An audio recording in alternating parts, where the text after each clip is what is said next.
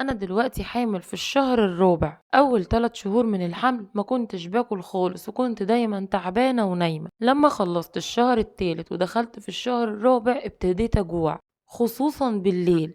باكل كتير ونفسي بتروح لحاجات كتير جدا. ومرة كان نفسي اكل كريب بالليل وجوزي نزل جابلي، وطبعا حماتي شافته. تاني يوم قالت لي انا وجوزي نزلنا لقيتها بتقول لجوزي انت مراتك بتاكل كتير قوي، كمية الاكل دي هتأذيها هي واللي في بطنها، ما تطوعهاش على الاكل. قال لها يعني يا ماما مش هخليها تاكل؟ قالت له ايوه، مراتك اهم وجبتين عندها في اليوم وجبة الفطار ووجبة الغدا، انما العشاء ده ملوش اي لازمة. انت مراتك بتاكل 8 مرات في اليوم يا ابني. ايه ده؟ رحت قلت لها الدكتورة هي اللي قالت لي كلي على مراحل، وانا والله يا طنط مش باكل غير لما بجوع. قالت لي يا حبيبتي مش كده، ده كده غلط على صحتك وعلى جيب الواد برضه. فانا لاني حامل وحساسه زياده عن اللزوم فضلت اعيط. راحت قالت له اديها بقى هتتدلع من اولها. رحت طلعت شقتي، جوزي طلع ورايا وقال لي امي خايفه عليكي. قلت له طيب اصبر انا هرنلك على الدكتوره تسالها. كلمت الدكتوره والدكتوره قالت لجوزي ان ده طبيعي وعادي انها تاكل.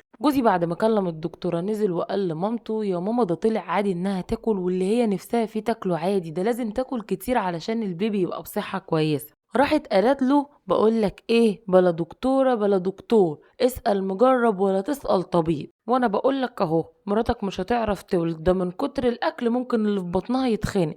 من ساعتها وجوزي خايف على اللي في بطني احسن يجراله حاجة، وبيخليني اكل حاجات بسيطة جدا، وده يا جماعة بيخليني احس بمغص ودوخة وتعب شديد. وانا قلت له بما ان مامتك قالت تسأل مجرب ولا تسأل طبيب، فانا دلوقتي بسألكم وهو هيتابع التعليقات بتاعتكم تعليق تعليق. بالله عليكم تساعدوني لان تعبت من تحكمات حماتي ومن اللي بتعمله معايا.